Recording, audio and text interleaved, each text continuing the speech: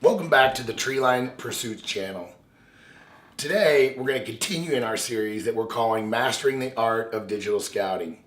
Today is video number 2, or segment 2, where we're going to talk specifically about how you go about developing your personal strategic hunt plan. In video segment 1, we talked about the introduction to digital scouting, how we go about it, how we look at it.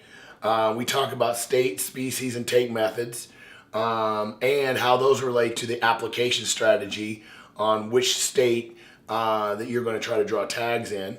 In segment 1, we also talked about establishing your base or your core area. We talk about how to lay out the groundwork. How do you get started and kind of just finding a general location to hunt? Not really getting into specifics, but just what particular area, what particular unit, and those kinds of things.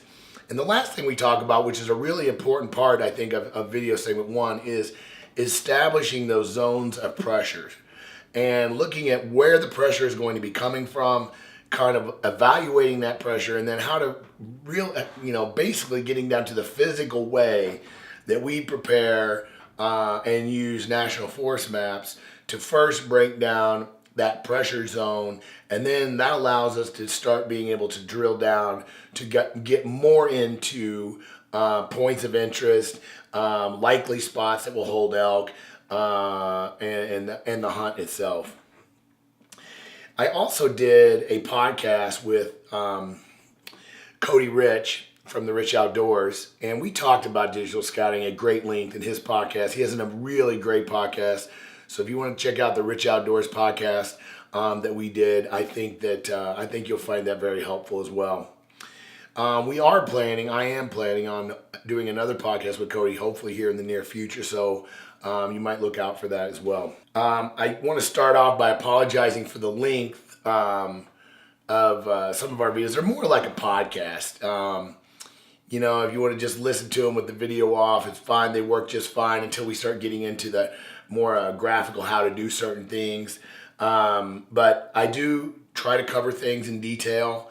I get a lot of comments about the length of my videos and how people have really liked them, how we dig deep into the topics. We don't just glass over things.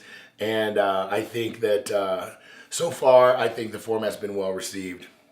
A little personal introduction to myself and Treeline Pursuits is I'm 50 years old. I've been hunting elk I'm technically 53. I've technically been hunting elk for 25, 27 years, somewhere in that range. I've hunted 6 western states for elk. I, from Missouri, moved to Montana 3 years ago. I'm living in a dream state now.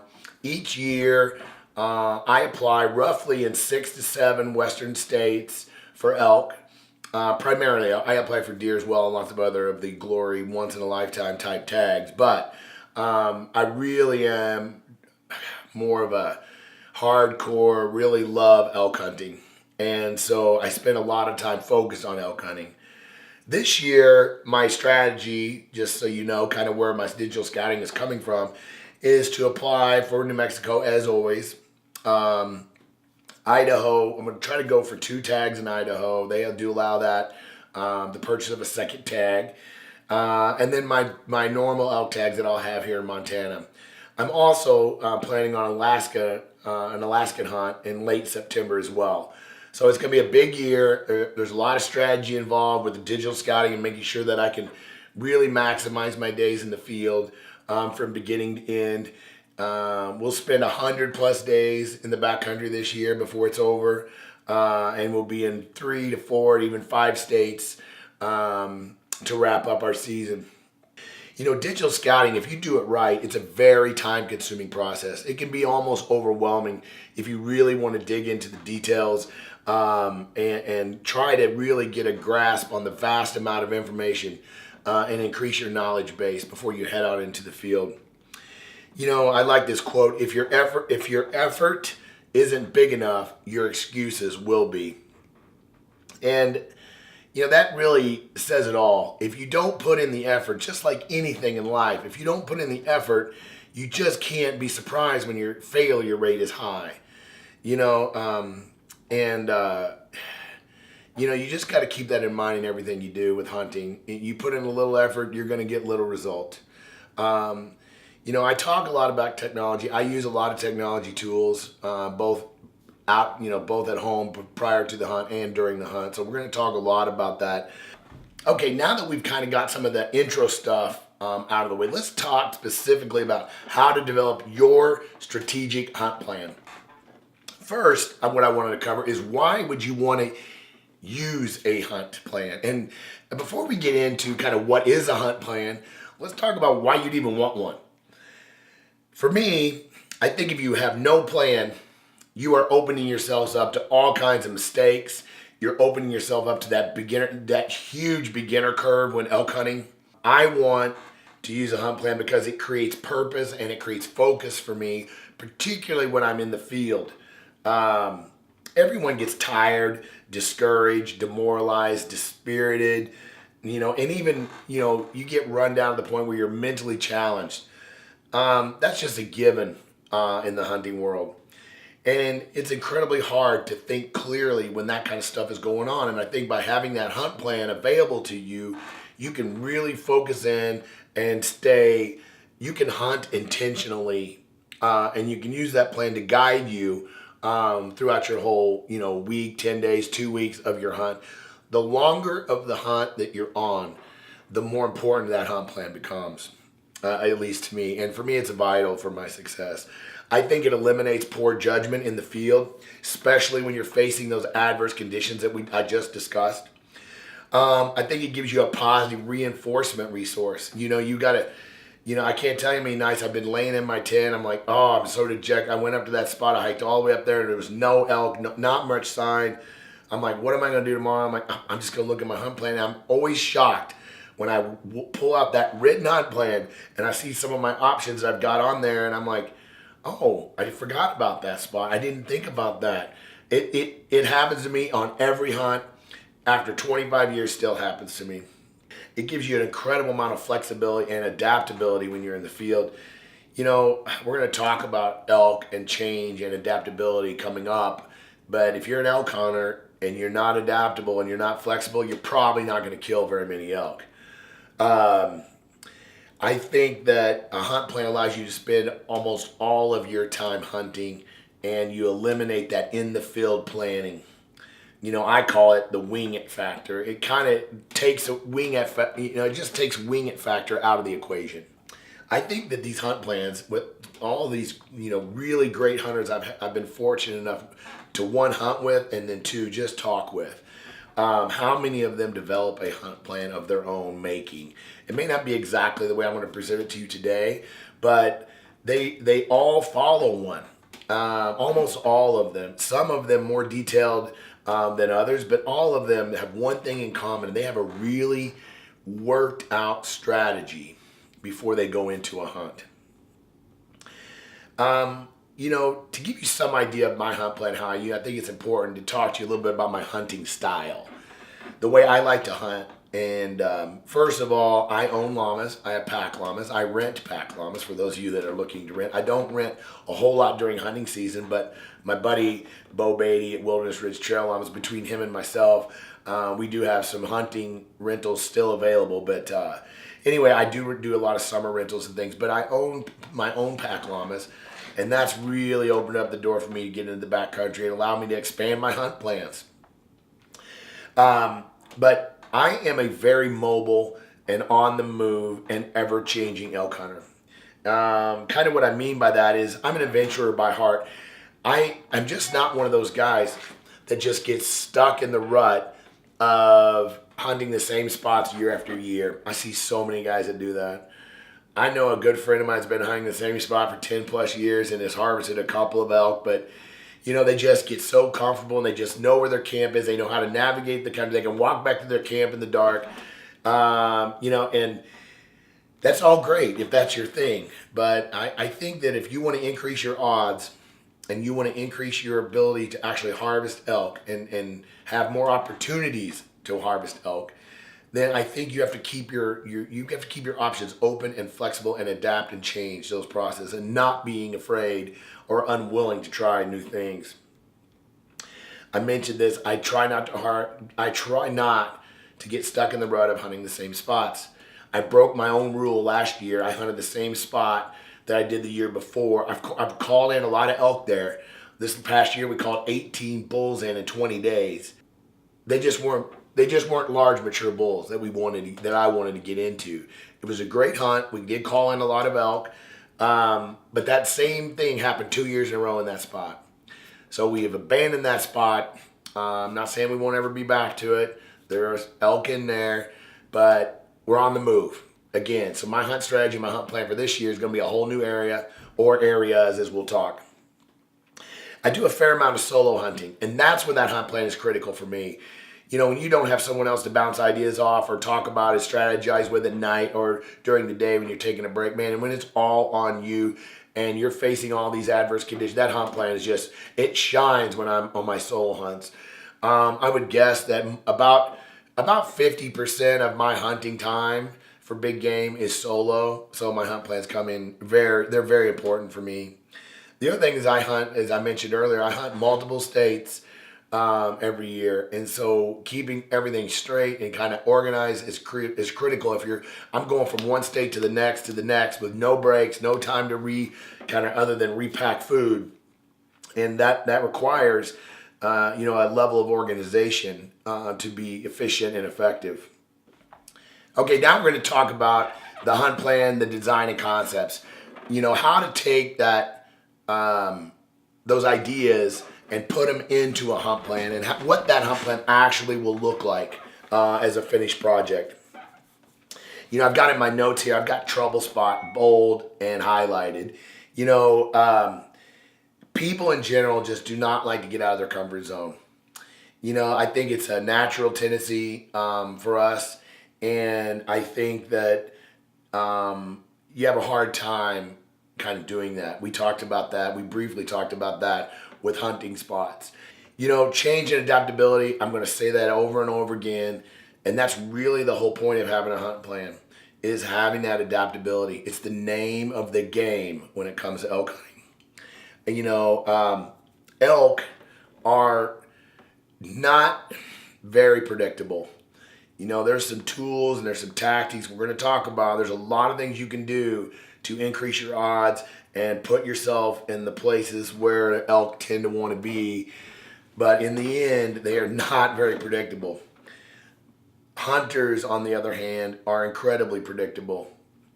And you can use that to your advantage. We talk about that a little bit in video 1 when we talk about zones of pressure. Now, that doesn't apply to all hunters, of course. But the 90%, are incredibly predictable. And you can use that predictability to your advantage. All right, now we're going to talk about the components of your hunt plan. I prepare a specific written hunt plan for each hunt that I will go on during the season. When I prepare my hunt plans, I like to include 3 to 5 separate and distinct hunt areas. If you remember, we talked about this earlier. In segment 1, we broke down, you know, general states, units. We did research on statistics. We found and located places that we wanted to target for hunting. Now we're ready to take that data and break it into smaller segments called what I like to call hunting areas.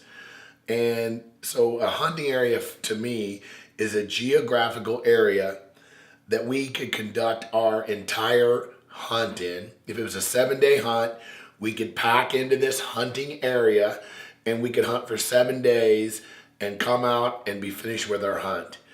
So when I talk about areas, that's what I'm talking about. So I like to set up somewhere between 3 to 5 of those for each one of my hunts.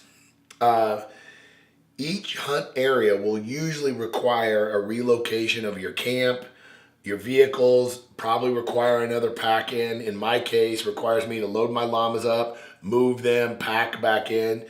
So switching hunt areas isn't, the easiest thing to do, but it certainly is necessary when the situation just doesn't turn out like you originally thought it would. Hunt areas can be, obviously can be other areas inside your hunting area, unit, or district. I'm sorry. Hunting areas can be inside hunting districts or game management units. A lot of states, when you get a tag, it's for a specific unit. So you'll have multiple units, multiple areas. I'm trying to get my terminology straight here. Multiple areas, hunt areas within that distinct hunting district or game management unit. They could be on another mountain range within that unit or even within that state if your tag allows for that. It can be across the state. And particularly what I like nowadays when I do my hunt plans, I like to have hunt areas that have significant, at least some options, that have significant changes in elevation. I've run into elevation issues. I'll talk a little bit more about this, but in two areas. One, weather. The reason you might want to have hunting areas that are at different elevations is snow. We were on a hunt in Montana a couple years ago. We got 20 inches of snow. I had a really good hunt plan. I had at least four options, four really good hunt areas. But none of them were at different elevations. So we moved around to one of the other options, but it wasn't much different as far as snow. I mean, we had a good hunt. We saw some elk. We called some elk. We blew some opportunities. But in the end, I wish I would have had the foresight to establish maybe a backup area, hunt area, maybe, number 4 or 5, whatever, that would require a complete elevation change. The other elevation change issue that I've run into is food and habitat. So with elk hunting, what's really hard to tell if you don't get a chance to put boots on the ground, what's really hard to tell sometimes is the quality of vegetation. And that can change with elevation. It can be, everyone says hunt elk up as high as you can. Well, I've been in Colorado hunting at 10 to 12,000 feet. And the food sources up there are just completely dried up that particular year. And the elk had already moved down, not because they were coming down for snow, because they were coming down because the vegetation, there was more rain, and it was lusher, and it was more abundant at a little bit lower elevation. So in that particular scenario, I had another hunt area picked out that was lower down the mountain that we relocated our vehicle, packed back in. We actually had success on that hunt. So I hope you kind of understand what I mean when I say hunt areas. What a hunt area is not, it's not a specific ridge. It's not a specific drainage. It's not a meadow. It's not something you could reach hiking from your established campsite necessarily. I don't classify those as hunt areas. I just classify that kind of stuff as likely features or points of interest, which we'll talk about a little bit later. So why would you need to set up, I mentioned a few things. Why would you need hunt areas beyond some of the things I've already said? Some things that I've run into that have caused me to change my hunt areas. Pressure, of course, just general hunting pressure in the area. Other hunters and camps and outfitter groups and active logging going on. There are a lot of things like that. Access point issues has been a real issue when you're trying to do all of your stuff by digital or by like some kind of electronic evaluation.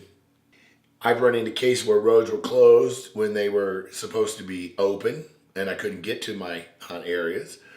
I've run into cases where the roads were open when they were supposed to be closed and the road ended up going a motorcycle. I had a case where a motorcycle trail right through the middle of my entire hunt area that I had all these points figured out. I had all this great looking habitat and I get there and I find out there's a seasonal motorcycle trail that was not on the motor vehicle use map. If I wouldn't have had a backup hunt area, that could have been a real problem for me trying to figure out what to do. We had another case, another example, where we were going to a spot and the road had washed out a couple of days. They had a massive amount of rain and the entire road, I'm talking a crater, had washed out, and there was not going to be any access in there for the foreseeable future. Our entire hunt area was inaccessible. I mentioned weather. The snow could be another reason you may have to change areas. Rain, wash out. There's a lot of things that could cause that. Ultimately, the lack of elk or the lack of elk sign, or you just can't turn up elk in that area. Why would you want to go to an area and spend 4 days and not see an elk, not see much sign, and then stay there for 6 more days because you're doing a 10-day hunt? No, not me. I would prefer to lose a half a day, if that's what it took, to move to another area that I'd already established, researched, and had planned for. Habitat change. I mentioned this before, the food at the elevations. Well, you get into an area, it could be really dry. It could be there could be sheep everywhere that you didn't plan on, had eaten everything and there was nothing available. There could be cattle in there. There's just so many things that could cause you to switch gears and need to go to your backup plan. So, one of the main reasons you want to have a hunt plan with multiple hunt areas is just peace of mind. There is nothing worse than having something like I just talked about come up and your number one option is off the table and you're sitting there trying to figure out what the next step's going to be. For me, all it consists of is popping out my hunt plan and saying, would I rather go to 2, 3, 4, 5 based on the scenario situation? And if I end up at 2 and it's not any good, I still got 3 and 4, potentially 5. How many hunt plans do you need? Well, that's kind of up to you, and it's kind of up to your area and how big an area you actually have to hunt based on your tag and lots of factors. But in talking in generalities, if I'm going on a 7-day hunt, I'm looking for a hunt plan that has 3 hunt areas. So that gives me 3 solid options to move around to. One of those will be an elevation change. I'm not even that comfortable with 3. My hunt plan, for example, last year, I hunted 12 days. I did 2 12-day hunts in Montana, separate, distinct hunts with 2 different groups of guys. And each one of those hunts, I had 4 hunt areas on one that I had kind of identified, and I had 5 on the other.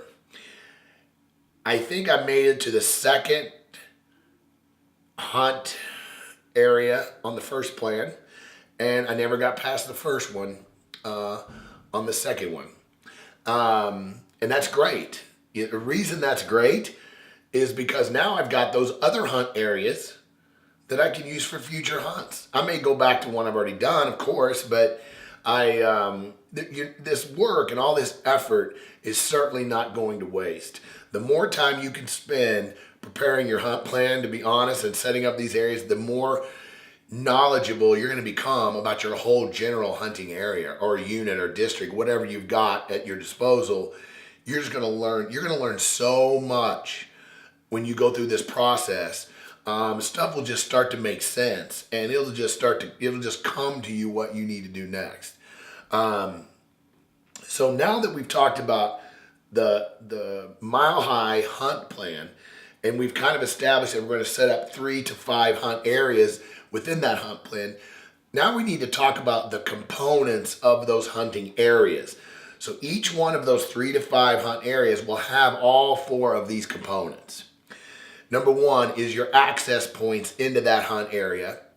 Number 2 is going to be your points of interest and target features. Number 3 is going to be your camps, likely camps. And number 4 is going to be the routes. Once you have gone through and researched your hunt areas and established your access points, you've established your points of interest, and you've kind of established your camp options based on the locations of those points of interest. The last step is your travel routes And we'll talk about this. There's two types, but the routes will become really obvious to you based on where you kind of would like to camp, based on those points of interest and kind of the location of those points of interest and how those relate to your access points. Those things will all work together to help you do that last stage, which is establishing your routes. Okay, so within your hunt areas, I mentioned there's 4 components. Number 1 is access points. I start off with that because I think that's a critical, absolutely critical part of your hunt plan. This also relates back to segment 1. I know I keep saying that, but I've tried to design this series of videos to build on each other.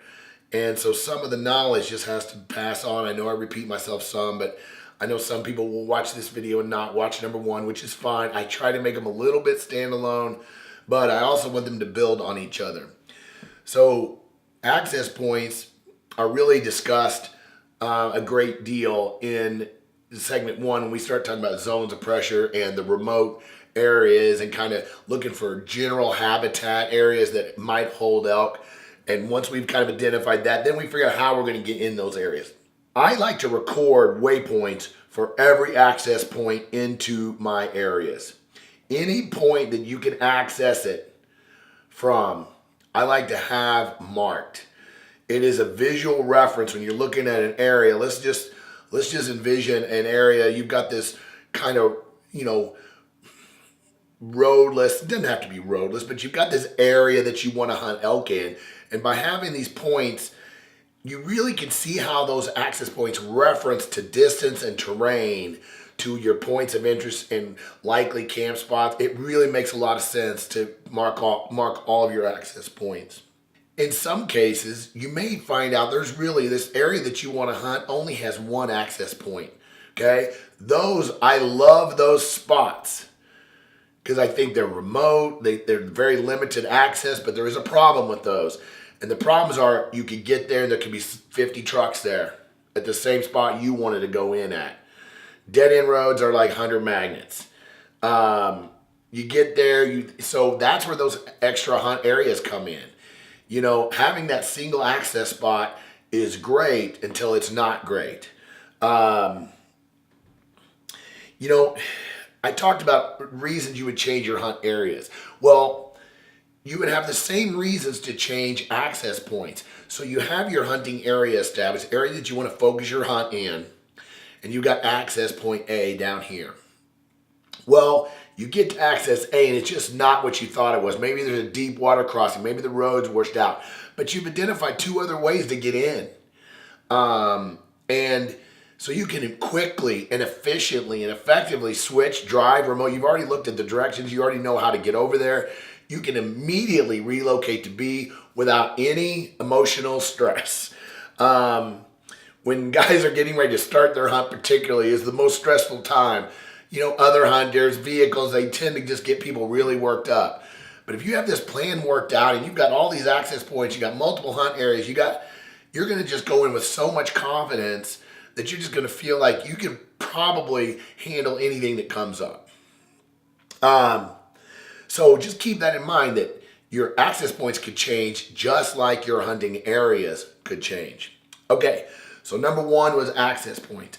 Number 2 is to start really digging in and looking at points of interest or target features. Now, I'm going to cover a list here, but this list is going to be covered in tremendous detail in my next video, which is called Finding Elk. When we get into finding elk, we're going to be looking at very specific and detailed features and components, key things that I look for when I'm looking for places that hold elk.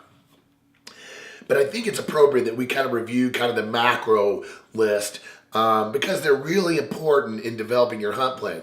Your hunt plan is really based on these points of interest. Where these points of interest are and where these clumps are, where they end up, where all your likely spots end up being, obviously is where you're going to want to camp near them, and you're going to have to do the last component is plan your routes in and out of there from your access points. These points of interest are going to be spots that you're going to want to visit, hunt, call spotting locations, glassing, we'll talk about the various ones, but just different locations that you're going to want to visit while you're in that area hunting. One of the systems that I've come up with is, for my own, is developing a system of markups. You know, what I mean by that is kind of coming up with my own way of how I'm going to mark waypoints, you know, basically called waypoints, markers, whatever, icons, whatever you want to call it, you know, specific actual locations, how you're going to mark those. The way I do it is I use some of the icons that come with the applications that I use. I primarily use Gaia in the field. I also use Onyx in the field. It does some things that I like in the field, but predominantly I'm kind of focused on using Gaia. I'll just be honest with you. So I use a lot of their icon set. I'll be honest with you, again, they do not have the kind of the cool hunting icon set that Onyx has. So you just have to remember that and kind of adapt to whatever tool you're using. One thing that I do is prime spot identification. What I mean by that, spots that I just think are really hot. You know, I found a bench on a north face above it. I just think this is a really great spot. I will use a star for those. The reason I like to do those prime waypoints, kind of a separate icon, is I love to see the trends of those. For example, when you're looking back at the whole hunting area and you got 5 stars right here and you got 1 star down here and you're like, whoa, there's a cluster of prime spots. And so visually you're going to start to see things develop if you have a set of markups and you kind of have a routine to this. You'll see things start to jump out at you, kind of like I mentioned where it established camps and routes before. Again, I'm going to go through these types, but we're going to go through this a lot more when I get into my video segment on finding out. Number 1 of the POIs, the points of interest, is glassing spots. You know, or Stephen Raynell calls them glassing tits. You know, there's a lot of hunts I go on that I mark a lot of glassing spots. And there's a lot of hunts I go on that I don't hardly have any glassing spots because it's just darker timber and it's not, there's just, the elevation change is not enough, or it's just really dark timber. It just depends on your kind of your hunt area and what the terrain offers. But if you are doing glassing spots, I highly recommend, if you've got an area that you're going to want to glass for elk, that looks like it's a terrain that when you're looking at it in Google Earth or satellite view, and it looks like it is terrain that is likely to be huntable using glassing spots, I highly recommend that you research your glassing spots at home using some of these methods I'm going to talk about before you get into the field. I use Google Earth almost exclusively to research glassing spots. The main reason is because you can do a couple of things. In your preference settings, you can set up the angle. You can set up the viewing angles. You can make steeper look a little steeper in the settings. And so what that means is when you tilt Google Earth, when you use the tilt feature, you can see the terrain in a much more usable 3D model. So what I'll do is I'll put an icon, just any old random Google Earth icon, on a spot that looks like a ridge top with a nice, maybe it's a ridge top point that overlooks a big basin. I'll put a point out there somewhere that looks like it's open on Google Earth, that there's an open spot. Remember, a high point is no good if you're in the timber and you can't see. So I've got this high spot, there's this ledge out there. It looks like I can see from that spot. I'll put the icon there so I can keep track of that spot. Then I will use the tilt and the 360 rotation in Google Earth to keep and get my position, my vertical position down as close to that point as I can get. And I'll use that tilt and I will do 360 view to see what I can see from that spot. It's amazing how well that works only in Google Earth.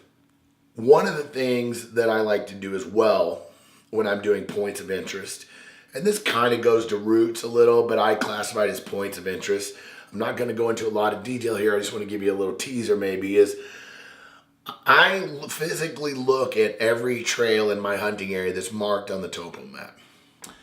And what I mean by that is all of the dotted trails basically on your topo map, on the topo map layer, I'm going to look at in a high magnification view in the satellite view or aerial photo layer. What I'm looking for is how well that trail is used. If you can see a trail on the topo map, but you can't find it in the aerial view, that's probably not going to be a high use trail. Doesn't mean for sure, but again, we're playing the odds game. We talk a lot about odds. I really like those kind of trails that go into areas that are just not that obvious in the aerial photo view layer. If you get to a trail that's really obvious, you can count on a couple of things. One, it's either getting significant use or it's been a pretty significant stock trail in the past. One of my best spots I found last year that was one of my hunt options, but I haven't gone into it, was I could not find the trail in the aerial view. So I was interested in that area. I ended up packing into that area, got to the spot where the trail intersected a closed logging road that I walked down and could not find the trail. The only thing I could do was to follow my route, because I traced that trail. So it would show up as a red line or a blue line. And I followed that dang thing until it finally became a visible trail. I got back there and found all kinds of elk sign. I think one of the reasons kind of was it just was not easy for people to get to off that road. It was marked on the topo map, but it was just not used that much at all, hardly. When I got back there a half a mile or so, I did find it eventually, and it was a little grown up, but my llamas and I, we got down through it and ended up being a great area that we have yet to go back to, but we will. So that's a little idea on the trails. Water sources. Guys, it depends on the state. I don't want to spend too much time on water sources, at least at this point, because I want to do more of that on finding elk. But obviously we're identifying water sources because it's a need of the elk. Honestly, in Montana, the areas I'm hunting, Wyoming, most of the areas I hunt, Idaho, most of the areas I hunt, water's not a big deal. There's water almost everywhere. And so the elk really have a lot of options when it comes to water. So you want to know where they're at, but I don't really focus on those in those particular areas. Now, if I ever draw an Arizona tag or I draw another New Mexico tag, I'm going to be very dialed to that feature. So it kind of depends on where you're going, but I do like to mark them. One thing I don't pay a lot of attention to is ponds or lakes. I just don't see elk watering at those features, at least in Montana. Obviously, they do it in New Mexico and Arizona in arid areas. They're going to hit those kind of water sources. But where I hunt most of the time, they are going after actively moving water, seeps in the timber, drainages that are draining water, water sources that are near their food if it's available right there. So I just don't spend a lot of time with ponds and lakes. I might mark them. And personally for me too, I don't even like to camp by them. I'd rather have water that's running. That doesn't mean I won't camp by them, but it's a preferred kind of thing. So that's kind of all I'm going to say about water sources for now. Meadows. I mark meadows, but I have some meadow rules. Meadows equals hunters. It's that simple. Elk hunters in general believe they find a meadow, they're going to go to that meadow and they're going to shoot an elk. Now there's some truth to that because elk are obviously grazing animals and they're a lot like cattle. They love grasses and forbs and that's going to be their primary food source during most of the hunting seasons. I mean, obviously they're going to eat a little bit of brushy, weedy kind of things, but in general they're going to prefer those grasses. And those meadows have those grasses. But my experience has found that big meadows that are within 2 miles or have established, significant trails, as I talked about, that go to them, there's just too much human activity for those elk to come into those meadows much during daylight hours. That doesn't mean they won't. It doesn't mean you're not going to find that special meadow. Again, don't take these as rules. Take these as odds. We need odds on our side. And I have found in my personal experience, the odds are the elk are not going to hang out in these great big meadows that are near human activity. So I don't even mess with many meadows that are large meadows within 2 miles of the road. I just don't mess with them. Everybody else, the 90% can have those. That doesn't mean the elk are not going to be there. That means it may be there after shooting hours. That doesn't mean I'm going to hunt the transition areas between bedding and those meadows. Doesn't mean that either. I'm just saying I typically do not hang out around those meadows much if they don't meet that rule. Those trails to the meadows and 2 miles from the roads. Just big meadows in general, I tend to shy away from. I like them small meadows that are pocket meadows or chains of meadows that are off of a bigger meadow. I've also found I love to call elk. I love to hunt elk during the rut. I found you just have so much trouble dealing with calling elk around these big meadows. They just will not cross them. They'll want to circle them, and then you got wind issues. You get in these smaller meadows, these little open pockets of grass in the timbers and drainages. And I found that they're much easier to call and deal with in those types of settings. Sparse timber. One of the other things I look for with satellite view or aerial photo views is I'm looking for sparse timber for feeding areas. Timber that is thinner than dark timber, that light is coming through. So basically, if you can see the ground from the aerial photo view throughout the timber, there's a good chance that it's going to be enough light getting through there that's going to grow some nice grasses. That's an elk magnet area for sure. Beetle kill zones, or even obviously beetle kill will make the timber sparser, but more importantly, it takes off the shading component of the trees. Even if the beetle kill is still standing, beetle kills are good areas that allow a lot of light. Kind of one of the things with beetle kill zones is when that timber starts falling, it can be really difficult to navigate. That doesn't mean the elk won't navigate it. It's just going to be very difficult for you to navigate it. Logged areas that are, fairly recently logged, even some old growth sometimes. But, again, the light is the key. Light's getting to the ground. Fire zones is another one. There's been a fire, we've got new growth. Yeah, I think you're getting the point here. So fire zones, sparse timber, beetle kills, logging areas, any opportunity for the light to hit the ground with a moisture content will grow up the grasses that the elk are seeking. One thing I'll say about the fire zones, is I don't hunt in the middle of big fire areas. I know a lot of guys have some good luck with that. I tend to not do that. I tend to hunt the transition areas around those big perimeter fires. If it's a big fire area, I tend to hunt the drainages that run into those fire areas, and those little pocket funnels and transitions from maybe one burned area to another, or from a burned area to a meadow or black timber. And so I kind of hunt the edges of those big fires or the drainages. One of the reasons I focus in on the drainages or creeks or anything of that geography in fires is I found that the grass really grows the quickest and the fastest and more lush in those lower spots in those fires. It just seems like I was in a fire zone this year that you couldn't hardly find a blade of grass in the burn area. But when I got down in those bottoms and those drainages, and we were up at the top and it didn't even look that green. And we got down in there and it was waist deep grass. And every bull that we had bugle in there, every bull was bugling from a drainage. They were just hanging out in those, and they just move up and down. We seen tracks all over that burn, but we never saw an elk in the burn. there was tracks everywhere. And now we called them out into the burn on a couple of occasions, but they were holding up in those drainages and using the burn to travel to and from other drainages, I think, but they weren't hanging out in there. One thing so the same with logging, same with fire, same with beetle kills.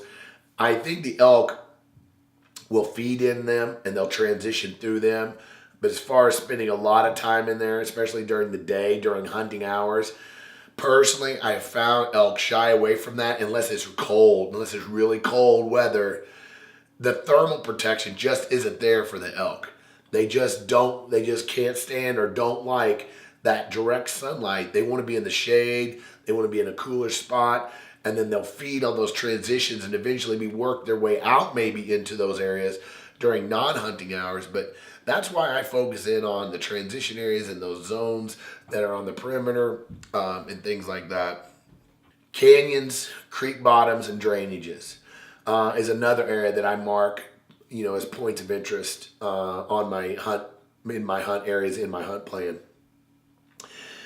And I'm kind of looking at a couple of different things when I'm evaluating some type of drainage feature. One, I'm looking first, is there any kind of trail on the topo map that is in the bottom of that creek drain or in the bottom of that drainage? It's hard to find a drainage that doesn't have one in the bottom, but they do exist. Then I use that little tip I mentioned about the trails. I look at that trail if I can see it. A lot of times it's through the timber, you just can't see it. But if it passes through any open areas along the way, I'm really studying it at the highest magnification I can get in the satellite view to look at how visible that trail is, how much activity's been on that trail. Now, the activity on the trail could be elk. Let's don't be stupid about it. But if you can see it from an aerial view, I'd make sure I'd investigate that a little bit more and kind of come to your own decision on that. But I look for the lack of a trail. I'm looking for kind of more of these remote canyons. And I'm looking for these canyons that have a little width at the bottom where there's enough zone wide-wise that allows for grass to grow up, steep areas, kind of maybe some marsh areas to form. The real steep canyons that come down and maybe have a water source at the bottom, but they're pretty steep and there's no flat area on the bottom of those canyons. Of course, those elk inhabit those, but I've really found that elk really love those steeper canyons with a little bit of a flatter bottom that can hold some moisture outside of just the kind of the funnel ones. Possible wallows. You really can see some of these things on Google Earth. I can't tell you wallows I've identified just by kind of the feature set up in Google Earth. If I see something that looks like it, I mark it as a potential. And when anything that I don't know what it is, when I name it, I always put a question mark, wallow. So, and I start numbering them so that I have a number in my mind. If I start looking at them, I don't name them all question mark wallow. I'll start off with question mark wallow 1, question mark wallow 2. And it's a nice point of reference if you're sharing data with buddies or friends, hey, I'm going over to wallow 2 today. I'm going over by that area. If you say I'm going over to wallow and you haven't named it, you have to get into a discussion. I found that helpful. I know that sounds so stupid and so obvious, but I found glassing spots, putting a number on them, anything you're doing multiples of the same thing, when you're not giving it a unique name, add a number to it. I found that to be very helpful. Funnel areas is another really important feature that you want to mark. Funnel areas can be geographical funnels from one drainage to another. It can be a pinch point from maybe a fire zone to another fire zone. It can be a timber patch with feeding in. It could be a two timber patch connection between two meadows. Anything that would funnel the elk. They're a lot like any other animals. I mean, they want to take the path of least resistance. They want to be secure. And if there's a way to get from point A to point B without walking through the wide open, or climbing over a super steep ridge, they'll more than likely will take it. The same applies to saddles. I'm looking for low spots between ridges, crossing ridges, the lowest point on the ridge. But I'm marking saddles, timber funnels, and again, especially in those patchy areas like fires, burns, logging areas, even beetle kill zones, etc., etc. I'm also marking benches. I think benches are really critical to elk hunting. You know, bedding areas on steeper north face, even east face. I love benches. I love large feature benches on northeast slopes, north and or east or northeast slopes. It doesn't really matter. Does that mean you're not going to find elk on the south slopes or west slope? No, it does not mean that. It just means that I'm playing the odds game, and the odds are, for me, I'm going to run into elk more on the benches on those sides. So I'm looking for those, and I'm marking those benches with the same. And again, keeping in mind, I have that star function I use for really prime spots that just have everything I'm looking for. Also, I'm looking for security areas, areas that are just difficult to get to, kind of like something that just jumps out at me that people would just tend to want to avoid. I'm kind of marking that too, because those elk just really, if there's anything going on, there's any pressure at all, they will really migrate to that. So I'm gonna mark some of those spots as well. During archery season particularly, I'm even marking calling spots. I know that sounds a little bizarre, but I'm finding places like I was mentioning, I find glassing spots. I'm looking for places very similar to Google Earth where I can go to and call. What you're going to start seeing is clusters or groupings or pockets of these points. It's going to start jumping at your kind of hunt strategy, and the way you're going to flow and work through that area is going to start to jump out at you by taking the time to go through this process. So once you've done that, then what you can do is start identifying your camp locations. And now you can do this along the way when you're doing a point of entry. You happen to find a spot that's a likely camp, go ahead and mark it with a tent icon. But now what you're going to want to do is go back and revisit those spots, and you're going to want to look at other spots. So inside this hunt area, okay, that you've got on your hunt plan, you've marked your points of interest. Now you're into the point where you're kind of looking for places to camp that gives you quick, easy access to those key points that you've been marking. So when we establish the camps, I have found, just like glassing points, you're much better off to evaluate your camp locations with aerial photos, with satellite view, than you almost are with boots on the ground. I mean, I know you got to kind of be there to see kind of how it is, but I have found just great camps by really studying the aerial views to be how those camps relate to the various points of interest that I've set up. So I will look for spots. For me, with my llamas, I'm looking for a spot where my llamas can feed, and I've got some reasonable access to water. And barring that, the rest of it kind of depends on getting as close to those points of interest. If I'm in an area that I'm going to be doing a lot of glassing in, then I'm going to put my camps very near some of my prime glassing spots. I want to be able to get up in the dark. I want to be able to take a hunt route, which we'll talk about, to that glassing spot or spots, and I want to be able to be there at first light. Most of those are going to require off-trail navigation, and that's where those hunt routes will come in, which I'll talk about coming up next, the last feature. So I'm going to set my camp up near those glassing spots if I'm in an area conducive to glassing.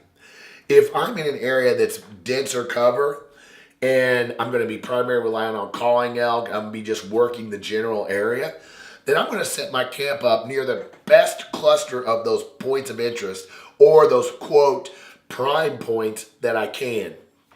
I really like to set up camps that have 360-degree access to my hunting area. I don't like to set up a camp on an outskirts of a hunting area and have one way into my hunting area every day.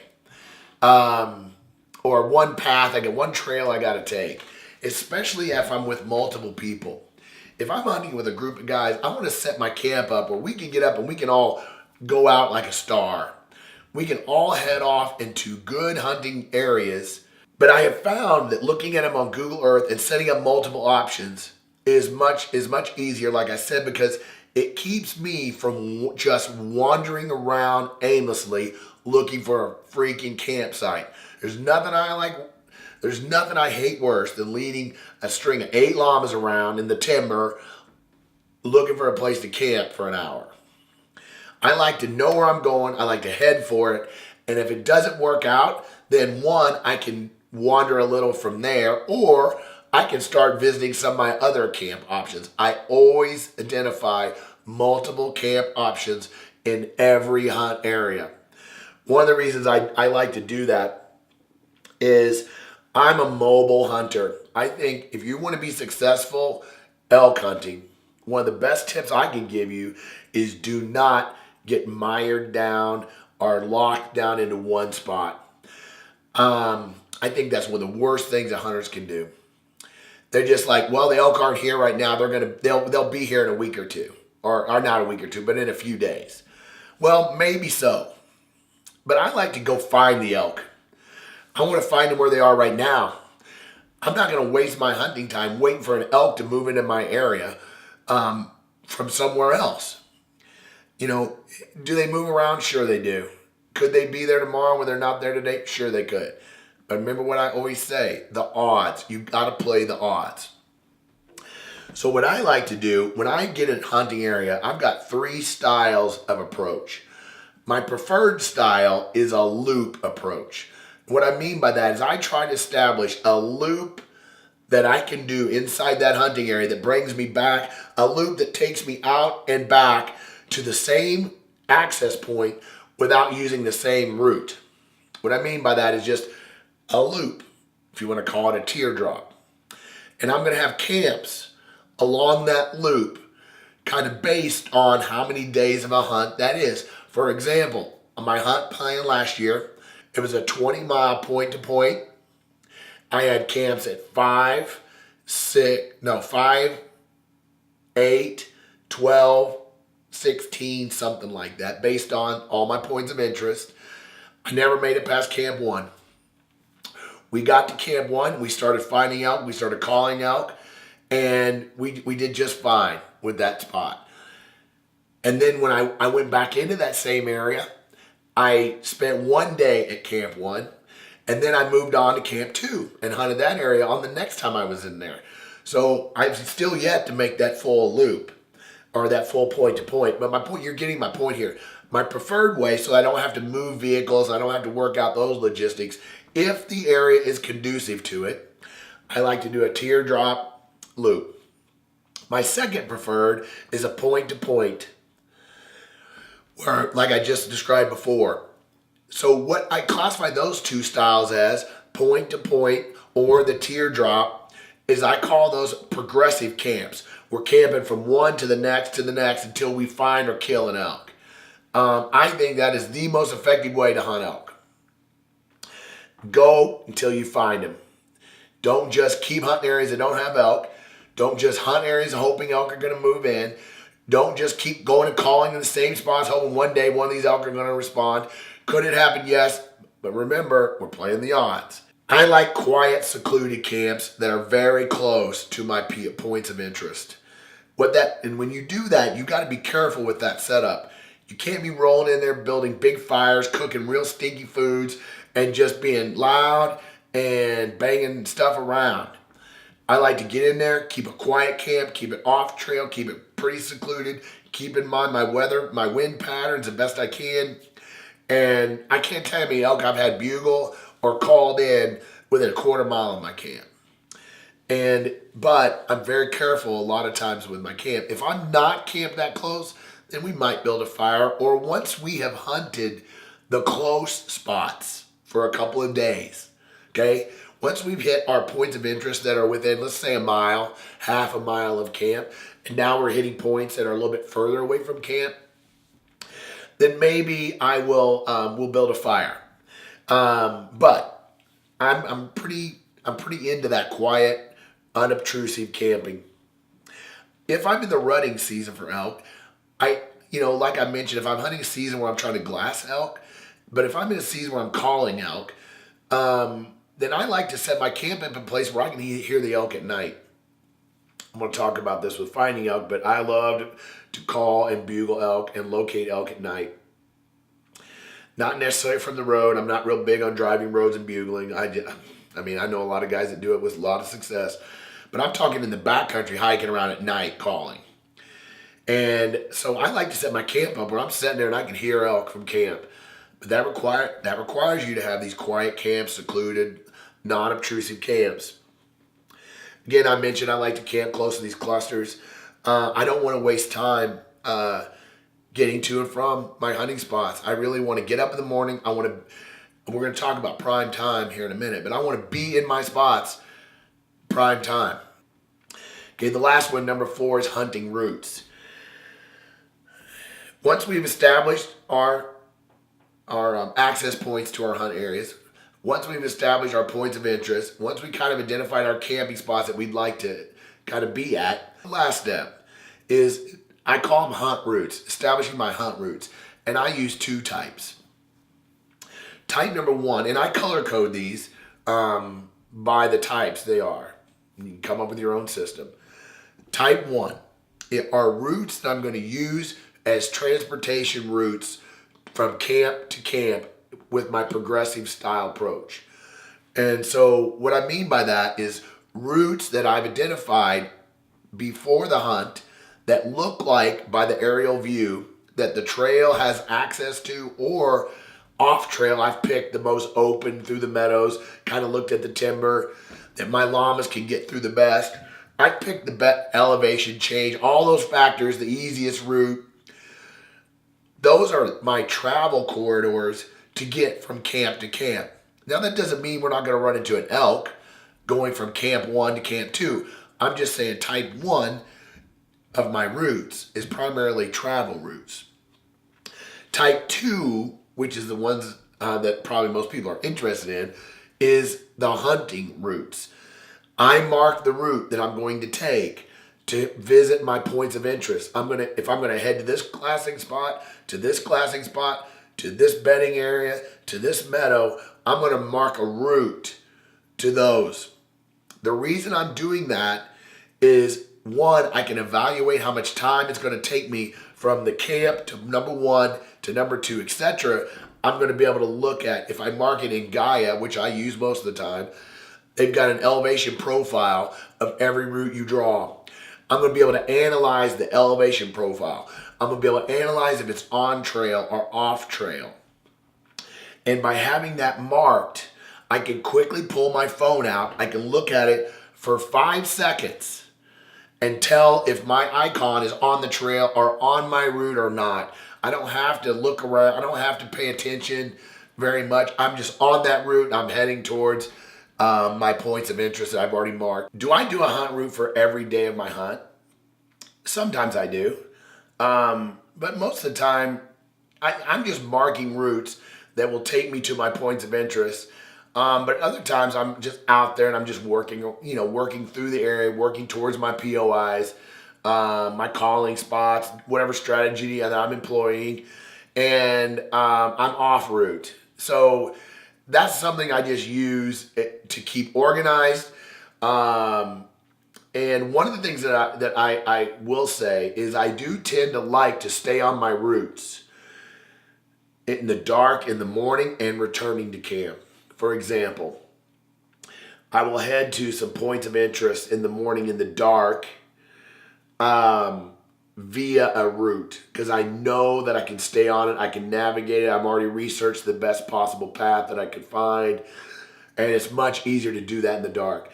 The same applies when the sun goes down. I want to make sure, I don't always do this, but it's nice to be at a point of interest with a return route to camp when the sun goes down. I do not want to spend time, I don't want to spend prime time, I'm going to talk about that, going to and from camp. What I mean by that is I know so many hunters that are walking back to their camp because they're a mile away from camp. They don't have this travel route pre-programmed in, and they feel like they've got to leave 30 minutes before dark so they can get back to camp so they don't have to navigate the dark timber or whatever they're navigating at night. You are losing you're losing out on some of the best hunting there is. Can you call an elk in the middle of the day? Of course you can. But the odds, the elk are the most active during those times. And if you sacrifice 30 minutes in the morning, 30 minutes at night, even more than that, depends on how far you're going, I feel like you're just leaving too much out there. I've even fallen into that trap a bunch of times. So by setting up these routes, you're going to be able to stay longer and arrive earlier, and you're going to be at camp quicker because your camp is a quiet camp. You're camped close to your POIs, so you're going to reduce your fatigue factor. You're going to get more sleep. You're going to eat your meals. You're going to get to bed quicker, and you're going to be ready to go the next day. If you're camping far away from your points of interest and you got no routes back, you're going to be spending a lot of effort and physical energy getting to and from your spots, and you're going to lose a lot of prime time, hunting time, because you can't navigate to and from camp without the route established. So can you do it without a route? Sure you can. A lot of people do. I just find that it's easier if I do it that way. I mentioned this before, but when you're planning your routes, another real benefit of planning those routes is evaluating your time.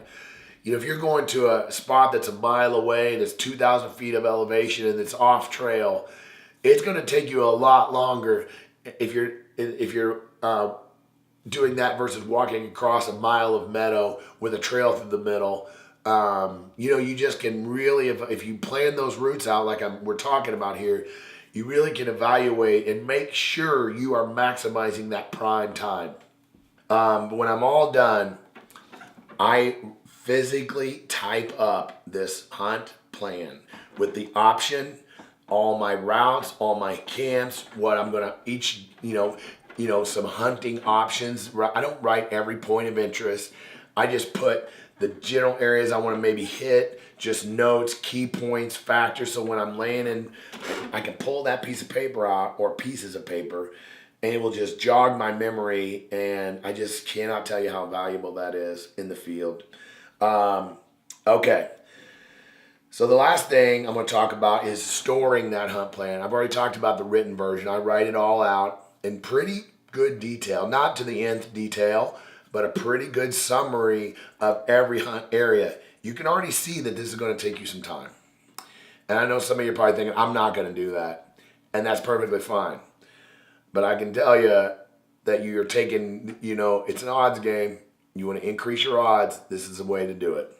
So I almost always export my data and store it somewhere. Google Earth data, OnX data. I usually do it by year. I have an export for every year, and it's cumulative. So I keep that. That's one step. So the other thing is, when it comes to storing your hunt plan, is I'm taking my points out of Google Earth and I'm importing them into Gaia. Okay? And then I'm taking same thing, I'm importing them into OnX. I'm taking my OnX points and I'm importing them into Gaia. I'm combining. I try not to mix OnX points and Gaia points too much. I'll do most of my POIs in one or the other. So that way when I'm done, I can export them all out and put them in the other device. However you want to organize that. The one thing Gaia does have that I really like is they have a folder system. You can store routes and waypoints, which are points of interest for me. And areas, they have an area tool. You can store all those in folders that are specific to a hunt area, specific to a unit, a state, however you want to organize it. It's very, very nice. But you need to think through how you're going to keep your points. You want to store your data on the devices that you're going to use in the field. I'm going to talk a little bit more about that. But the key is, what I'm saying here is making sure that your offline data, meaning data is stored on your phone in your app so that you can use it in the absence of cell service. This level of planning, guys, takes a lot of work. I love elk hunting. It's my favorite time of the year. I almost love this planning process as much as I love the hunting. And I think that once you get into it, I think you'll feel the same way. Another key tip I want to pass along, I'm just now starting to hear some horror stories about people and their iPhones. I use an iPhone for my apps, no doubt about it. Android, doesn't matter. When you're using the phone in the field, you've got to remember a couple things. I know this is so common sense, but it's shocking to me. It's got to be able to be recharged in the field. And they can get wet, they can quit working, and they can crash. And you cannot, in my opinion, you cannot rely on that phone to be your sole and only navigational system. So I'm going to give you a breakdown of my personal technology setup. When I'm in the field hunting, this is exactly what I run and how I run it. Number one, I have my iPhone 8 Plus. I think whatever it is, my iPhone. I have it in a not 100% waterproof case, but water resistant case. I have both my updated, I do check that, updated Gaia and updated OnX apps, both installed. I have offline data and all my points of interest for all my hunt plans on both apps. I test those to make sure they're working. I cannot tell you how many times it did not work in offline mode because there's a corrupted file or something got happened on the download. Just don't assume because it says it downloaded completely that it's on your phone. Again, I've had guys come drive. I've had guys drive 20 hours to a hunting spot, get 50 miles down a gravel road to the hunting spot, and they don't have a single offline map. They're at the mercy of their buddy at that point. They have no way to navigate. So keep that in mind. Offline maps, storage. Also check the memory on your phone. Delete some things. Check your storage. Make sure you have let's call it 10 or 15% of the memory on your phone is open. It will help the performance of your phone. If you fill that phone up with these offline layers and music and pictures, all your selfies and your text messages to your girlfriends and your wives, all this stuff, you get to the maximum of your memory, your phone is going to crash a lot, it's going to have problems. So you want to have some memory, and the same with computers. You want to have some memory open for that. So I carry my iPhone as described. I carry a Garmin InReach device all the time, 100% of the time. I do a lot of solo hunting. One of the reasons I get to spend so many 100+ days in the field is because I can reach my wife, all the time, send her a nice text, let her know I'm okay, and that just goes a long way for keeping me in the field. So I carry my InReach device. I also carry a Garmin Rhino 650 with all my points loaded on it. I know this sounds like overkill, but I have had, in an absence of my phone or a phone breaking or losing my phone, I can immediately go to my Rhino 650. It doesn't work quite as well, obviously, as the iPhone, but I've got all my points of interest. I've got my routes, and I can still have a productive hunt using my GPS. So I use a Rhino 650 GPS. Now this year I got one of the new GPS InReaches, so I may or may not carry both the InReach and the Rhino. I've got to test the GPS capabilities of this InReach device. I haven't used it in the field yet to see how, navigation wise and screen wise, to see if it holds up. So iPhone, InReach, GPS, always, no negotiations. Every hunt, day hunt, leaving camp, those devices are with me all the time. External battery chargers. If you're going to rely on your iPhone, and I still don't think you should rely on it 100%, but if you're going to use your iPhone every day of your hunt, you have to have a way to recharge that phone, as you all know. Going into airplane mode and things like that, but guys, cold temperatures, leaving your phone in the cold tent, all these things affect the battery life. You need to have a way to recharge your phones. I run into so many guys that have so much trouble with this in the field, and they're just battling it every day. I tackle this with two things. I carry two external battery chargers that are both capable of charging my phone at least one time to 100%. Most of my chargers can go 1.5 to 2 times per each battery. The reason I carry two is I carry one in my pack all the time, so that I can recharge my phone in the field during the day. I do not carry my solar. I also carry a Goal Zero solar charger, not in my pack on my day hunts. I keep my solar charger at camp. That's why I carry 2 battery packs. I always have one charging at camp while I'm hunting. So when I get back to camp at night, I can exchange my battery packs. and if I've had to use them. So that way I've always got one on the charge and I've always got one ready for use. So 2 battery packs. I know there's a little weight involved here, guys. I know you're thinking, whoa.